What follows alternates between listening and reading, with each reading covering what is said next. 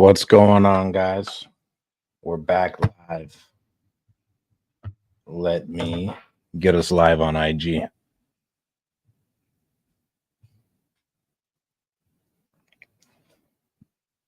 There we go. Let me get this into a Facebook group. Still got to respond to Cletus.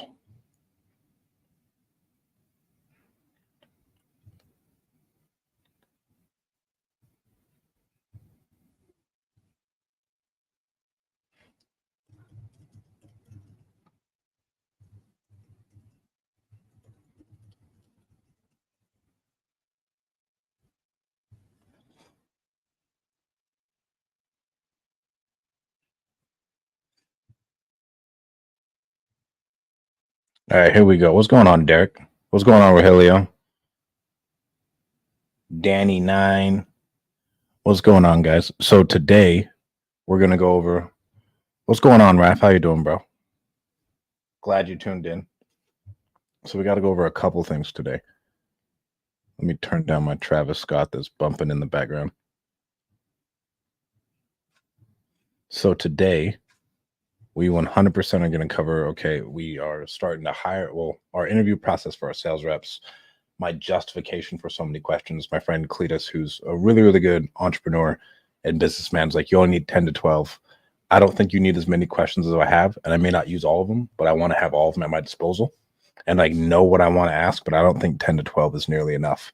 And again, Cletus is a world-class entrepreneur, and he led a huge team at one of the like largest nonprofits in like the rehabilitation space.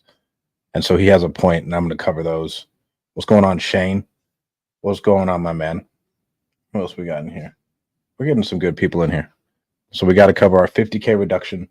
We got to cover all of our issues from last week. We're going to cover our weekly KPIs, our first hire, how that's going, why so many questions, and then our issues of the week. But we'll start with our issues of the week. And I think this is good because most of you guys, at least me, at the very beginning, I got so overwhelmed with all of the problems that I was having in my business. And I was like, man, everything should be running so smoothly, to where in all reality, no matter how big you get, there's still problems and nothing will ever go like perfect. Something will always break. Something will not always go as planned. And so if you just go into it telling yourself it's going to be okay, something is going to break. And when we set proper expectations on both ends, as far as like seller side and buyer side, things go a lot easier. But I'd say our first biggest issue of the week is we had to go get a $50,000 reduction on 2 houses that we are buying in Detroit. And we sent it out. And my biggest mistake is I didn't reach out to my friend Abe, who I didn't even think about him when we were doing stuff in Detroit. And I was texting him, called him. He was like, hey, bro, you're going to need to be here. You need to be here if you want to move these deals. And I was like, you need to be $50,000 lower essentially between the two of them. And we went, and Kalani actually was the one who went back and we negotiated it. And he said, if you guys close in 10 days, you guys got a deal. I was like, hell yeah, let's get it done. So we got to open up that escrow tomorrow, reopen it for Michigan. That one was our big one. And I would say just the biggest issue with that, when you're going into a new market, just be more aggressive, because you don't know what you don't know. For me, I'm purposely locking up contracts and just trying to get those bitches sold, because I just want to have something on the board and let's try and just get it sold. Get it on the board, try and get it sold. Get it on the board and try and get it sold. Unless it's owner occupied. But if like it's like these vacant houses, like hell yes, we're just going to get it on the board and try and get it sold. If it's a like owner occupied foreclosure situation, we're not going to lock them up. I'll have a different conversation with them. But if it's these non-owner occupied, vacant, inherited houses that are just beat to shit and they're like, hey, yeah, blah, blah, blah, this is the price I want, we can like get close to it and I think we can take a stab at it. That is what I'm going for. And we're going for 25K spreads when we can. In these Michigan spots, we're going for like, in these lower market spots, we're going for like 10K spreads. Okay, so that was our first issue of the week. Issue number 2, I'm gonna need a sales grading metric. I got to go get from, oh, look at that, balloons coming up. I'm gonna need a sales grading metric from Steve Trang that will be coming in here I'll probably just text him. What's going on, Rogelio? Rogelio, I'm still talking to that self-storage seller, bro. It's still going. I put in a counter offer with him again. He said he wanted to list it, never ended up listing it. So we still may make some money. But getting the sales grading metric so I can grade myself and our new sales reps. I already have one sales rep essentially hired. When I was talking to Gary Harper, he was telling me you have to hire people who know what they're doing. And so I have one of my really good friends, I won't say who it is yet, who we're going to bring him in for about 30 hours a week and help him come in. And he's going to help us grow this thing, take it to the moon. He's a really good salesman, has a heart of gold, and he's exactly what we need on the seller side. We hired on our first sales administrative role, and her name is Honey. She goes by Abby because when we have everyone, when she's calling a bunch of people and telling them that her name is Honey, so she just goes by Abby. She's amazing. She worked in another company of ours, and she's handling all of our buyer emails, all of our transaction coordination, essentially. What else is she handling? I have it all written down. I had to do like a roles and responsibilities meeting. She's uploading all of our pictures, coordinating, getting pictures from the sellers, updating our CRM, making sure our CRM is organized, getting all of our KPIs. We're kind of backlogged on that because I've just been wanting to close deals, and I don't think it was justifiable just to stay up to get my KPIs when that's not making me money, and I knew I was going to hire it out. And so right now we're waiting for it. Honey will have it like probably Tuesday, all of our stats for May, and so I can look at that and see. Updating our buyers list, making sure all of our messages that are coming back in from our Omni drips that are going out are getting like responded to, because Omni drip has done an amazing job. And that's just of all of our leads that are coming in. We can't get a hold of them. Everyone's on a drip campaign. And so people are responding to us immediately. It's honestly been like a game changer. I don't know what we would do without it. We would for sure not be converting the way we are. This last week, legitimately, first week was really slow. Second week, we went on fire. This last week, we only locked up one contract. I locked it up yesterday. So that was very, very frustrating. But I think the reason, and again, this comes with entrepreneurship, my bandwidth started to run out because I was trying to dispo and sell at the same time. And that's why I was like, okay, now is the time to hire on the sales reps because I can't even sell the deals that we're getting in. And so I went, courted my friend. I was like, hey, bro, I need you. I said I'm going to need you to like 4 weeks. I'm going to probably need you like a week. And so that's why I think our sales went down, because I was the bottleneck and I wasn't converting good enough. What else? Scheduling pictures with buyers, coordinating with our transaction coordination company, and then our sales admin is our point of contact for anybody who comes in. And she, again, is amazing. She crushed it with another one of our companies in the sales role. She's operational first. So she's going to be handling a lot of operations for us at this point. And then when she's not handling all that other stuff, she's going to be handling follow-up. Okay, that's all I have for our new hire. So far, it's going amazing. And then real quick, just to cover our core values, let me pull them up real quick.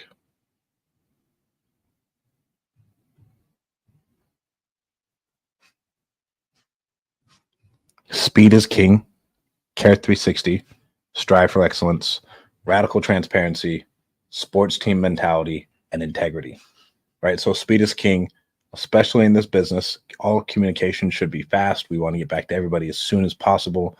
And our speed to lead is massive. Our Care 360, we care about our employees, we care about our vendors, we care about our sponsors, and we care about the people who we're working with because we're solving their problems, right? Strive for excellence.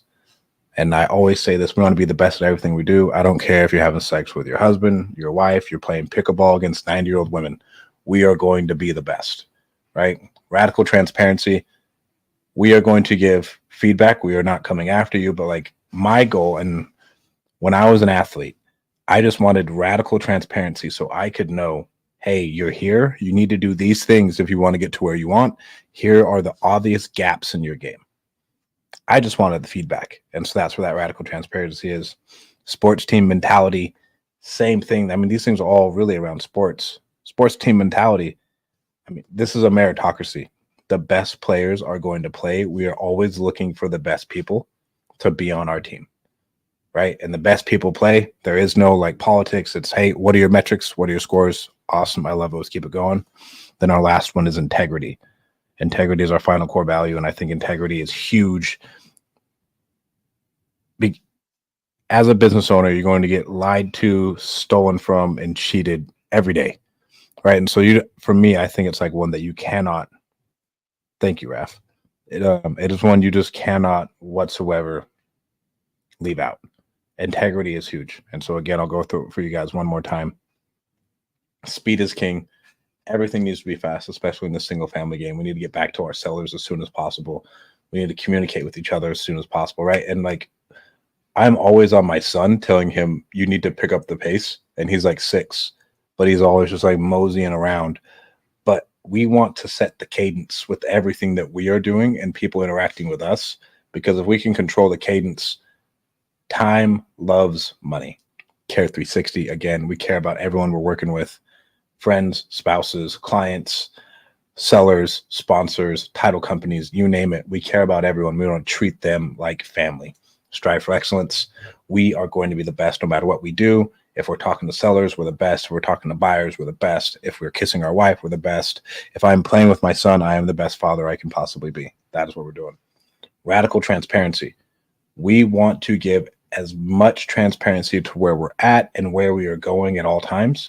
And we want everyone who's working with us to know where they stand, right? And so that way we can create a true meritocracy.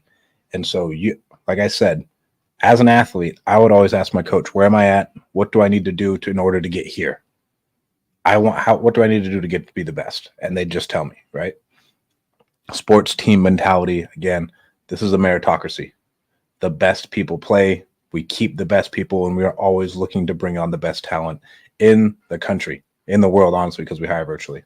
Then integrity, because integrity is the backbone of any business. If you don't have integrity in your company, everything is going to fall apart.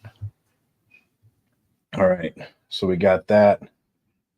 Another issue we had this last week, Honey, when we hired her on, we didn't know, I didn't have everything hired for. I was like, hey, I just need you to update notes for me, right? Blah, blah, blah.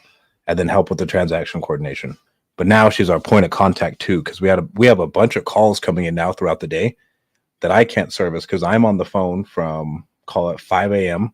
till 7 every day. I'm just on the phone talking to sellers. So I can't take these calls that are coming in. So any call that comes in, luckily, I've trained her up on just like the basics of getting to talk to people.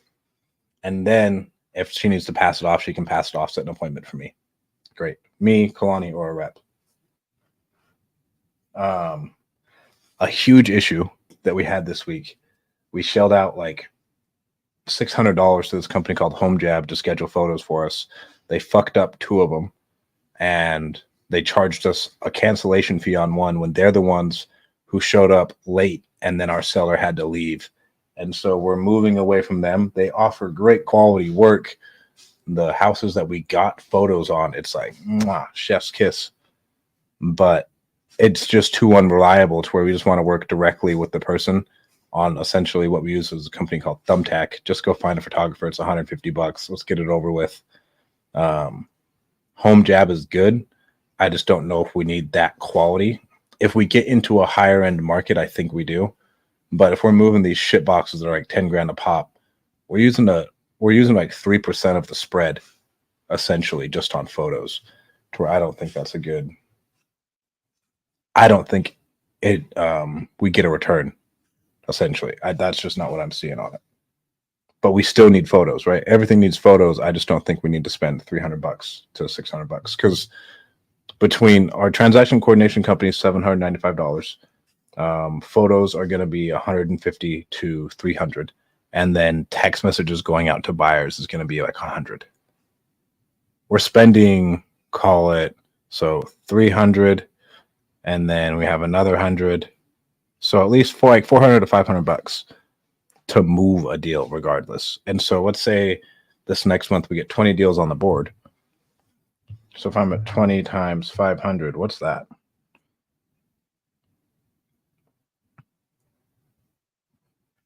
I mean, bro, that's 10 grand in moving those deals of float essentially that needs to be done, to where I was like, Jesus Christ, do we? And that's like that's a solid percentage that needs to happen. And the only thing that we could really skimp on would be the photos, right? Because like investor lift text messages, we don't want to just send emails. Like we want to get on the phone with these people, and we want to get like a bunch of inbound, just like our sellers, we want them inbound. And so if I can eliminate that 5 to 10 grand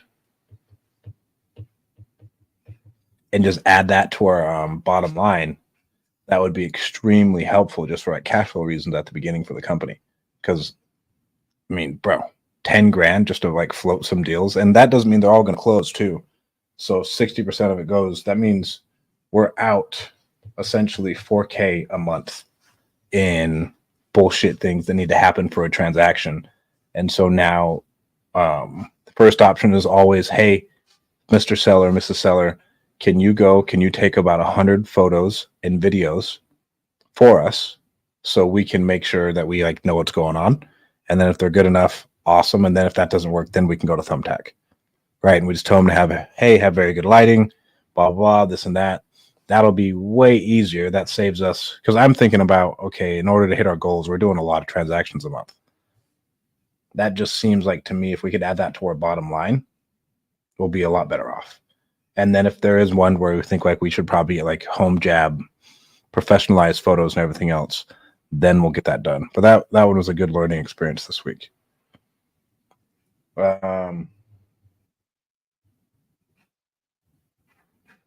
renegotiated those 2 contracts for $50K.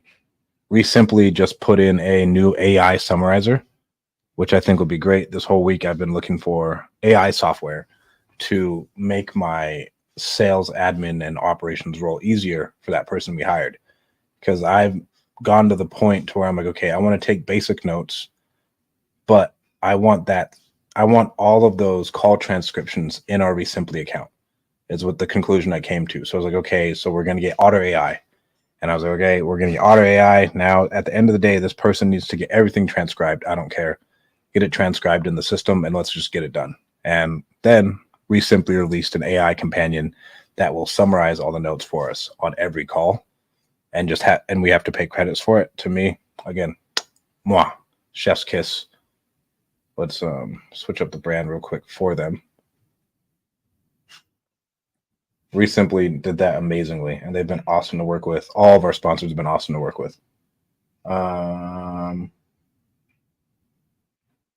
Another issue, our sellers were getting confused when our transaction coordination company was reaching out to them saying, hey, I'm with Deseret Property Solutions, LLC, to where that's our LLC, but our company that we go by is Easy Fast Offers, right? And so we had to call them like, hey, our sellers are getting freaked out. They're getting called by like 3 different people. And that, again, is on me of setting expectations as soon as that contract is signed. Okay, great. So our transaction coordination company will be reaching out to you within the next 2 days. Abby will be reaching out to you if it's on the weekend, on Monday, or just the next day. And she's going to help schedule you with photos. And then our transaction coordination company will help reach out to you. They're with Easy REI, and they're just handling this whole transaction on our behalf and making sure all the paperwork is right. The only issue we're running into, we can't tell them an exact name because we don't know who it's assigned to. And I guess I could talk to David about that just to see if we could make it smoother. But I'm guessing on their end, like logistically, they need to have, what is that? Because we have deals locked up in different states. And so we need to have, okay, we have a bunch in Michigan. They have one person assigned to that area because there's different laws, different title companies, and other bullshit you're dealing with. An issue I had this week, I think I overestimated my own bandwidth because we didn't close near what we needed to close, and that's on me. Our lead flow slowed down a little bit, and then Leadzillow picked it up again. So our lead flow was down a little bit. We asked for more diversified leads, which was good because I just didn't see the point in negotiating over little shit boxes in Michigan. It's just a lot of transactions that needed to be done, to where if I was doing just essentially the entire state of California and we just thought we could do deals in California and get them moved, way easier. Like, because if I'm negotiating on these 10K deals, regardless, my hard cost of, call it $500, doesn't change compared to a on average 30K assignment versus my $500 to a 5K assignment / 10K assignment. So when we get our systems dialed, I don't see any need, because we already have our transaction coordination figured out. There's no need to essentially stick to that smaller hard market. You want to have a certain amount of lead flow from them coming in, so you have your pipeline consistently moving. The team is gaining confidence. They're getting at bats, and we still want to have those bigger metros so we can continue to get bigger rips. Because again, like, we're in our first month. This is week 3. After this week will be week 4, and we need to see some like cash coming in, right? And again, it takes, like, your cash conversion on PPC is not, I wouldn't say 30 days, probably 45 days, but still. Okay, so that first, and we have our first hire. I'll go over our questions right now, and then we'll go over our KPIs after that.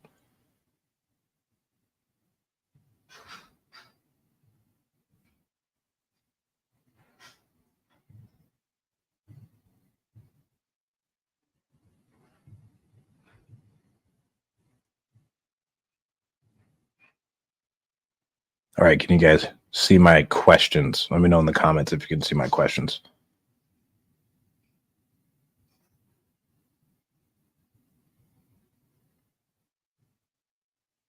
I know we got people in here, so let me know.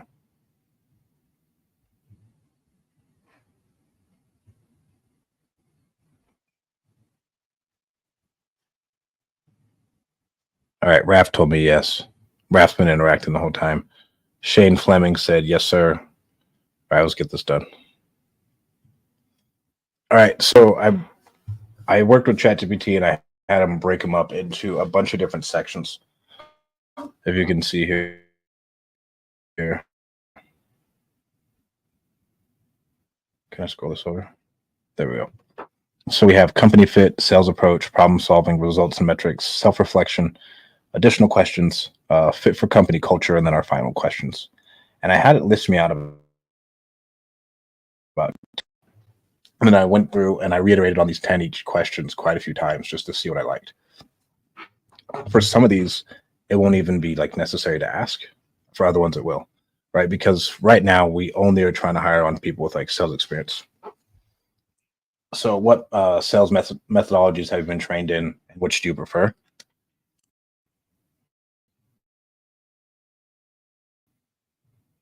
I thought I could listen to this music while doing this, and I can't. Can you describe a time when you had to learn a new product or service quickly? How did you manage it? This one, for me, if we just go, bam, I love that one. What industries have you sold to, and which do you find the most challenging? How do you identify and prioritize the most promising leads, right? I want to see how they think on that one. Can you provide an example of how you have used data to improve your sales performance? This is going to sound crazy, but sales is really just data driven. It's super heavily data driven. It's not just some, you're going out there and flying by the seat of your pants. Describe your experience of managing a sales pipeline, right? Another huge one. How do you approach a potential client who's never heard of your company before? Have you ever done phone sales before? I need to know this one. Define hard work to you. And then again with this, are you okay working weekends? Because with our company, we expect everybody to work their hardest, right, when they're working. But it is like a weekend thing. Most people, this isn't like a thing that they're doing every day. It's a B2C. It's a very different type of transaction than most sales things. All right. What attracts you to the real estate market? How do you stay updated on industry trends? All right. Are you interested in real estate? Like, where are you at? How do you handle working in a fast-paced, growing company like Easy Fast Offers? For me, whenever we hire on anyone, we let them know that we're a startup. And so I want to know, okay, how do you handle working in a fast-paced environment? What values do you think are most important for a company to have? How do you align with them? How do you ensure you understand and align with the company's mission and goals? This one is huge. Describe for me a time when you went above and beyond for a client or colleague. I want to know this one, just like what are they doing and like how are they like what is above and beyond to them? How do you contribute to a positive team environment? What do you think is the biggest challenge facing the real estate industry today? You know what? No, I don't like that one. I don't care about their philosophy in macroeconomics. That's not why I'm hiring them. I don't need them to like know macroeconomics. I need them to know people. How do you deal with conflict in the workplace? What are your career goals and how does this position fit into your plans? Huge. Whenever we're hiring anyone, I want to know this. Right there. What are your career goals and how does this position fit into your plans? More than likely, they're coming to you because they want to get into real estate, right? Hey, Cletus. I'm going over all the questions. I still haven't responded to your Cletus. If you can hear me, drop a comment. Oh, Cletus is in here. All right. Well, I'm waiting for Cletus to respond. And then how do you adapt to new technologies or changes in the workplace? This one, we can make that one a yellow. How do you balance short-term and long-term sales goals, right? For me, everything, and I'm just looking for their answers. The long-term is taking care of today, and you need to hit your today goals to hit your long-term goals. Like that's what I want to hear them say.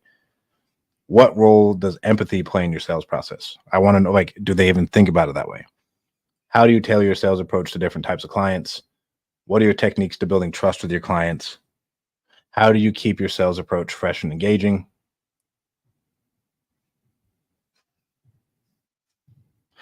What do you believe is the most critical part of the sales process? For me, I think it's rapport and trust, right? If we have the rapport and trust and we're friends, then when we're on the same side of the table, we can just walk together and go get a deal done. That's very hard when we're on the opposite side of the table and we're throwing dukes to try and get it done.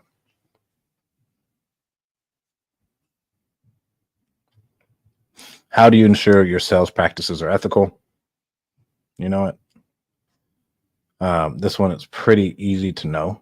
And then describe to me a time when you had to change your sales strategy mid-process. What was the outcome? How do you incorporate customer feedback into your sales approach? And what role does persistence play in your sales philosophy? This one is huge because, guys, I think on average, we need to like have 8 different positive touch points with one of our clients in order to close the deal. So problem solving and adaptability. Now, like we're still like a couple questions in, and these interviews are going to be some of these people may who we're interviewing may be watching this. It's gonna be like a 2 to 3 part interview. I don't want it just to be like one interview. We sit down and it's like blah blah blah blah blah. I just want to, and I'm asking them these questions because I want to know how they think. All right, describe a situation where you had to think on your feet to close a deal. How do you handle a client who's not satisfied with your service? This one will be huge because we'll have, again, 50% to 60% of our contracts won't close. So like, how do you handle that?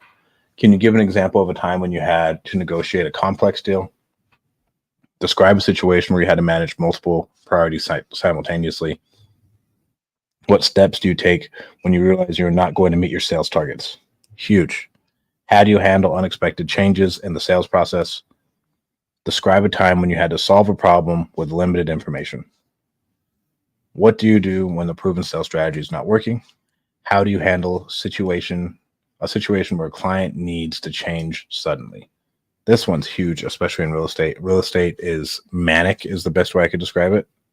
And then describe a time when you turned a dissatisfied client into a loyal customer. How do you set and achieve your goals? What metrics do you believe are most important in sales performance? For some of these people, depending on how sales proficient they are and like what they've come from, these questions will be there. Because like if we're hiring on a janitor, fuck bro, janitor doesn't fucking know. Then for the janitor, we're just going down to self-reflection. Who in the business world do I admire? In an ideal world, describe a perfect job. Name 3 of your biases. When you look at a professional self in the mirror, what do you see? What motivates you? What are you trying to accomplish in this point in your career? Right? What do you consider being your biggest career accomplishment so far? This one is huge. I care about this one the most, honestly, more than anything. Like, what do you consider to be your biggest career accomplishment so far? I want to know. I want to hire on achievers. I want to hire on people who are striving for something. And if they aren't striving for something, it makes it really, really hard for me. What parts of your jobs do you like the most? And what's your favorite professional activity?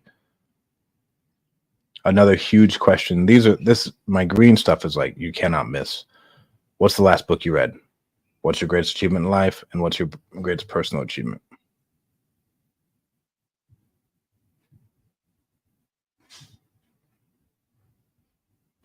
Share an experience when you had to overcome adversity and you came out on top. I care about this. Like, what is this point in time where your life was fucking terrible and stuff was really hard, but you still figured it out and came up on top? Because I want someone who can persevere, right? They're striving for excellence. Like, hey, we don't quit. We're getting after it. What are your working habits, right? Like, how many hours a week do you usually work? How much do you travel for work? How do you operate? And this will kind of tell me like what their cadence is.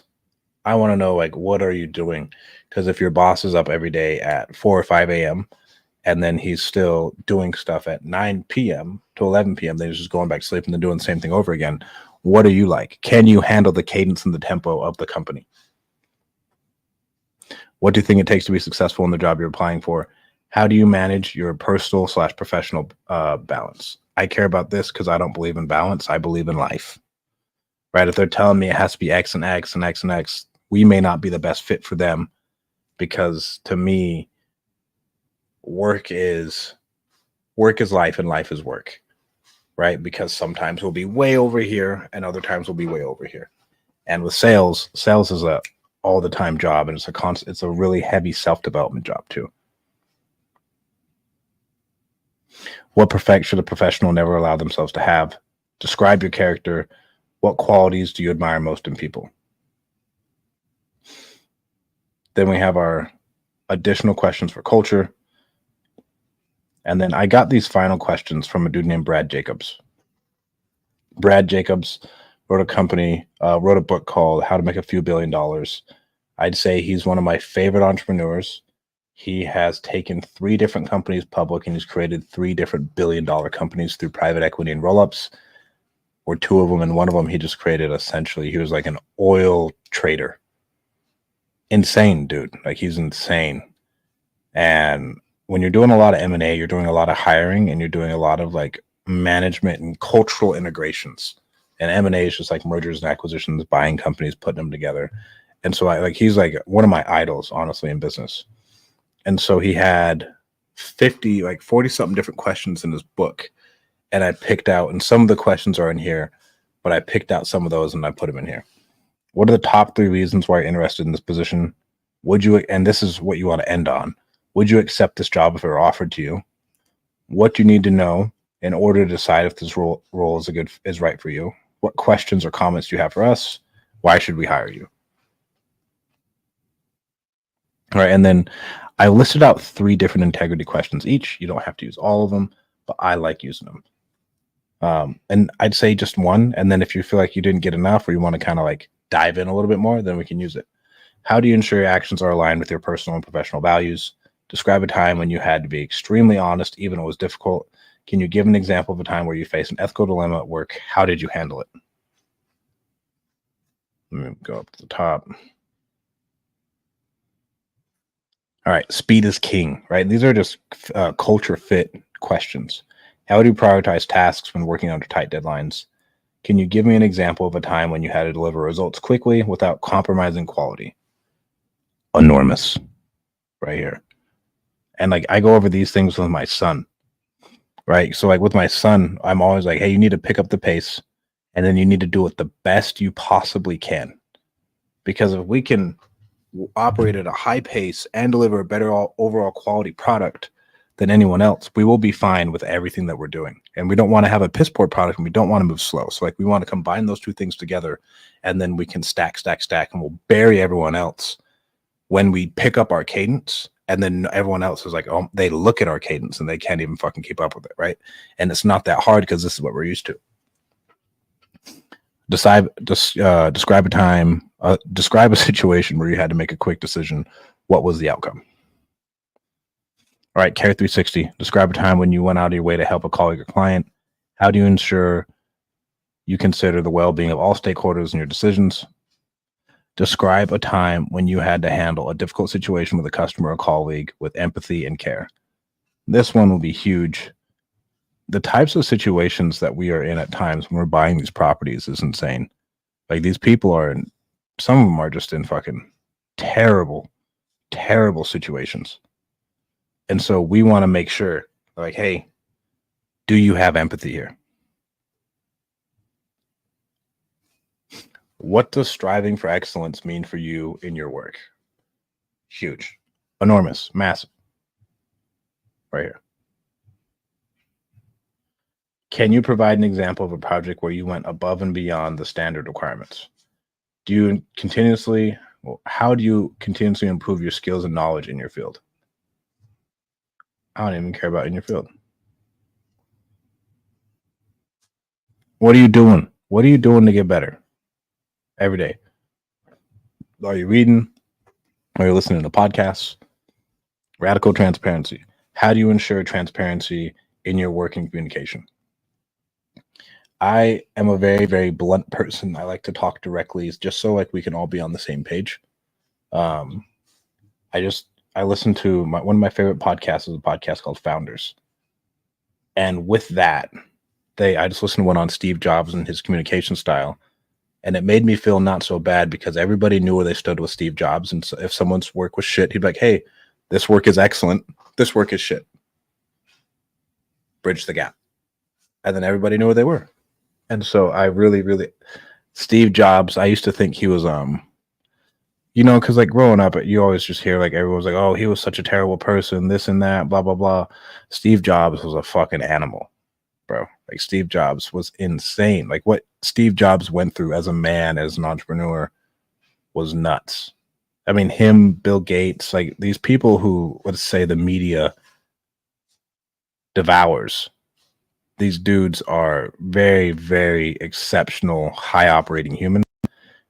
Maybe not as family men, but as like businessmen. And like, no matter what anybody says, dude, you're not building a billion-dollar company without having a lot of emotional intelligence and knowing how to lead people. All right. How do you create an environment of trust and openness in your team? Sports team mentality. I want to build a meritocracy. Principles is my favorite book when it comes to this. Can you describe a time when the performance was measured strictly by results? How did you ensure you met or exceeded expectations? Huge. How do you handle situations where your contributions and achievements are compared to those of your peers? This one is huge, especially for our sales reps. Damn, that scared the hell out of me. We just got a lead. What strategies do you use to consistently deliver high performance and results in your work? Describe a situation where you received recognition or reward based on your results. How did that impact your motivation and future performance? And then how do you approach setting and achieving personal performance goals to ensure you contribute effectively to your team's success? Does anybody, we got quite a few people in the lives, anybody have any questions about the questions and why I have them? Again, you don't have to ask all of these, but I do think that this is like a great, this is a great one for you just to go off of. And it kind of covers, like I said right here, it has all of our core values. It has our quick little additional questions, our culture fit questions, our self-reflection, our results and metrics, problem solving. Right. So we could take out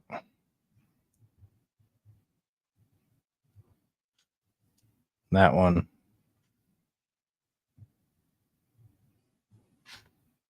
That one.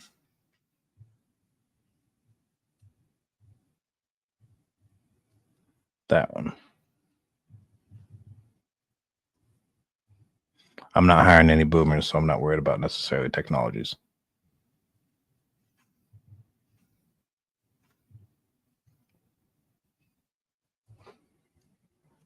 Are we planning on providing our sales reps ongoing training to help them grow their skills, masterminds? No, but we'll do sales training. I'm a big believer in doing sales training every day. A lot of people don't do it, but I think it makes you the most money when you're like taking at bats every day. Oh, damn. 2 leads. Leadzola always sends us leads at the worst time. Oh, 1 lead. But no, it's really just sales training every day. And then reading a book as a company has always been huge for me. And that'll be another one. But that's where we're going to get the most out of them. And then I think Dean's Whale Club is another fantastic idea. Do we have any in the Instagram? No. Instagram people don't like to engage, but we always have people in here.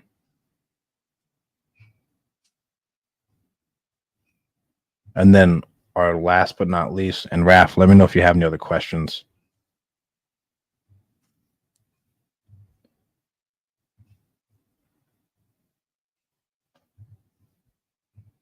Let me pull up these KPIs.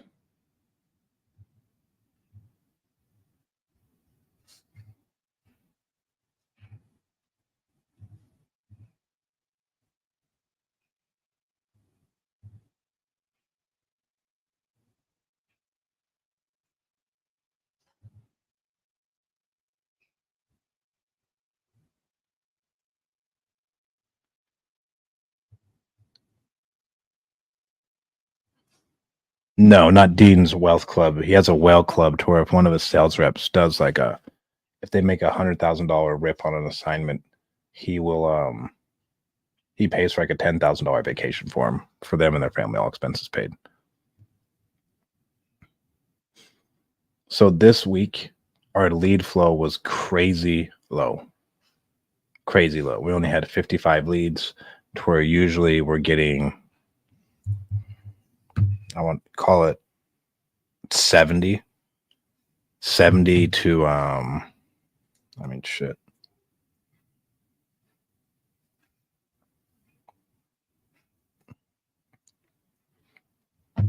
To 140, and so like that's a huge gap. We had 55 leads come in, we only got 1 contract, and we got out. We weren't able to get a hold of really anybody this week. You can't blame the weekend, but the weekend was slow as fuck. So right now we have 7 leads in our new leads, 27 in 7 days of hell, 39 leads that we couldn't contact, 25 in due diligence, 7 who are ready for offers on Mondays, 9 who are at like offers made, who are chasing down.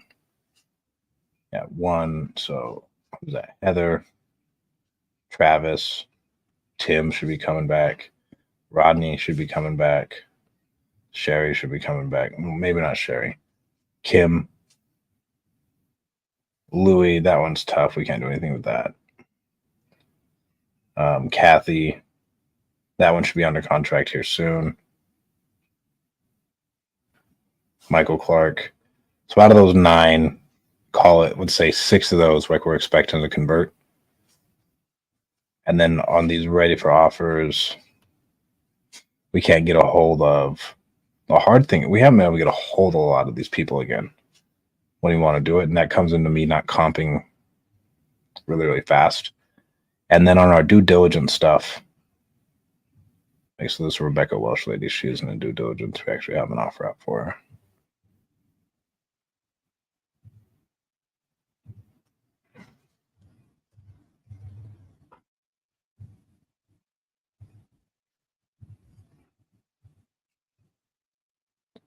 And I'd say we probably get like 1 fuck you a day from leads, of legitimately like a lead that's like nonsense and it says fuck you.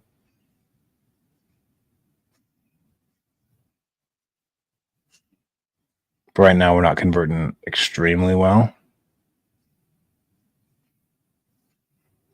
I'd say this week was like our most disappointing disappointing week because we got to get all these 12 ones assigned. It took us forever to get photos in, but we should be good within the next week.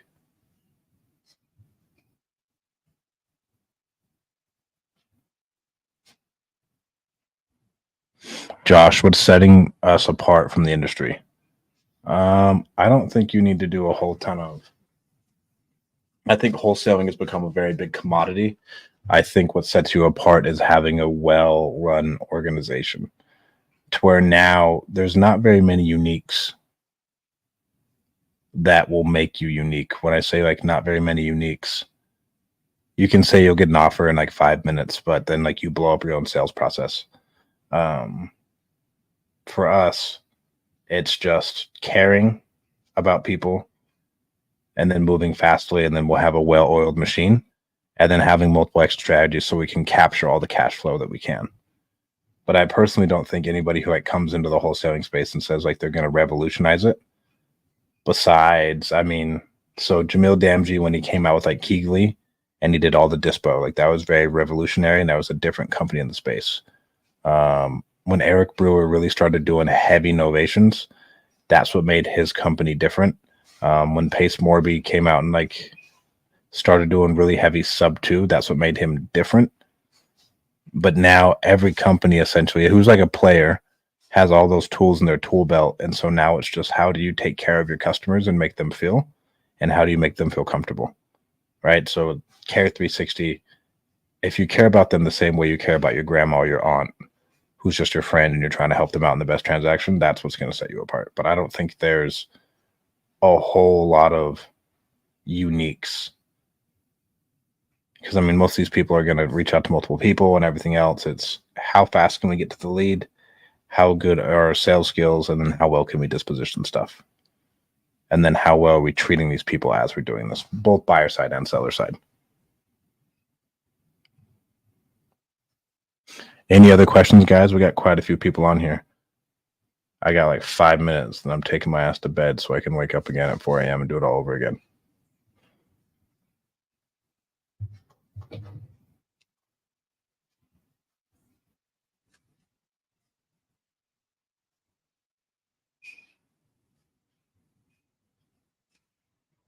What's going on, JD? Bro, you've been on all the calls.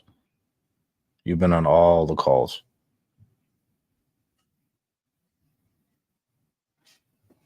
All right, guys. Well, I'm going to wrap it up. I'm going to finish up my to-do list for the week.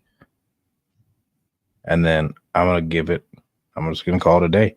I will talk to you guys all first thing tomorrow morning. I'll be up bright and early, probably tomorrow on the phones like 5 a.m. PST, calling all of our leads.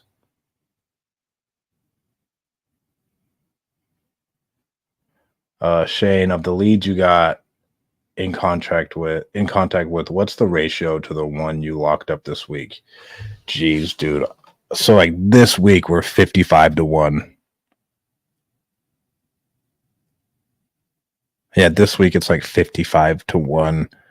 It would have been like 55-2, but I fucked up a sales process. Rogelio, our sales script is on dealchamps.com, but I'm a huge Steve Trang fan. I like the Sandler style. To me, it's really, really straightforward. And so that's like the sales process I follow.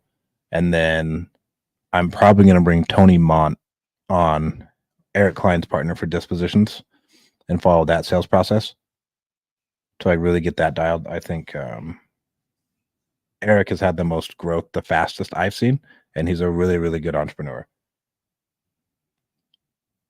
But yeah, so bro, this week was like 55-1. We have, it was honestly like poo trash, Shane.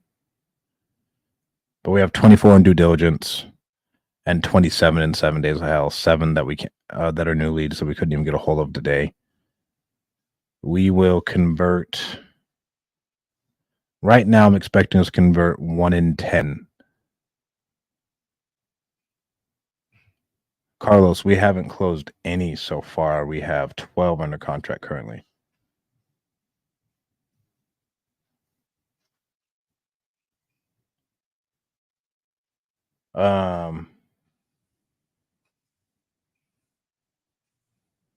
Thanks for the hype, bro. JD. Tons of value. Glad to be a part of here. I'll pin the comment. Um, as many as possible. Should be there tomorrow, 2 in the AM. I love it. Got it. Just started with Leadzo as a test run. Been testing out like 7 different companies, see which one I'll have. I'll have as far as for our own company. Bro, Leadzolo has been awesome for us.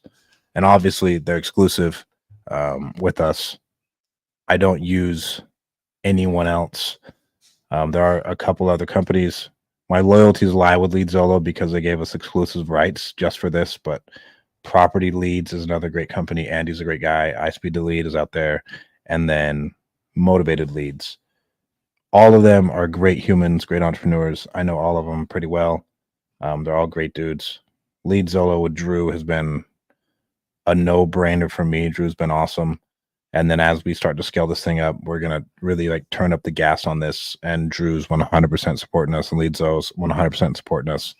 So I cannot say enough. Like the lead quality, bro, is one thing that's been crazy because like I came from cold calling and we still cold call, but like these are direct at bats immediately.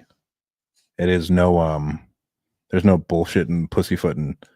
It's like, are you ready to fucking sell this house or what, son? And that's been a lot easier than cold call leads where it's really especially as a solopreneur, it's a very long sales cycle and it really wears you out. With this, it keeps you amped up. But yeah, we'll for sure bounce back this week, bro. The only one who I don't know who I've heard is terrible is Need to Sell Fast. And the reason that is because they were SEO based. And this is all what I've been told. We only used them a little bit, and that was a couple years ago. And when they're SEO based, Google changed their SEO shit, and essentially they couldn't do much. And I have 2 different, maybe 3, different friends who spent tens of thousands, 10 to 20 grand each with like either a break even or a no return on the money, which I think is fucking on these types of leads. Like that's tough, dude. Because let's say out of all these leads that we have coming in, 1 in California, 1 in New York, 1 in Seattle, 1 in Minnesota, 1 in Detroit, 1 in Illinois, and where the fuck is this one? Virginia. I'd say the hardest part that we run into, and this doesn't have anything to do with Leadzolo. We have, call that 50. We have 60 leads we can't get a hold of. 40, almost 70 leads we can't get a hold of. And we call them 3 times a day.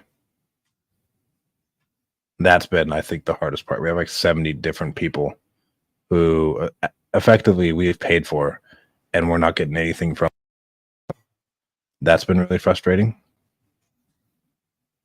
And like we have OmniDrip is blasting them every day.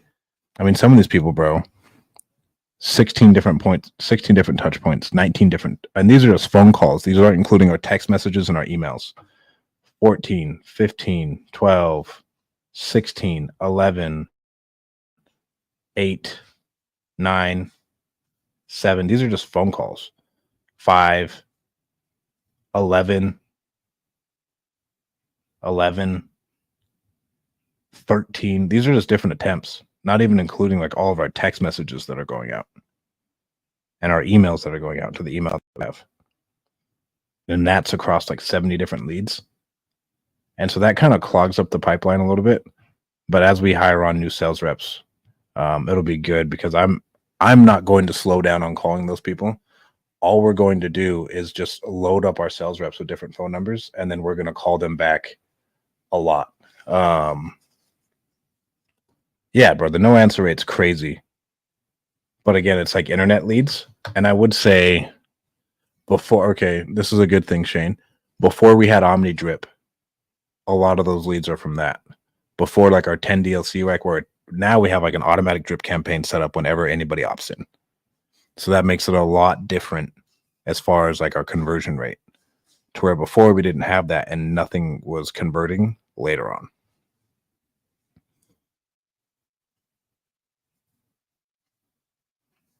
And then Rogelio, if you have any other questions about like, the sales process, it's very, very straightforward, Sandler based. Get all the upfront agreements at the beginning, and then at the end, then once we close, and like essentially you just let them close themselves. And then I'm just super question based, try and be a doctor. One thing I struggle with is my tone. And I think it's just because I've been so blunt for so long, and I haven't really had to have this many at bats at sales, and I've been really rusty. All right, guys, I'll give you one more minute if you guys have any other questions. And if not, I'm taking my ass to bed.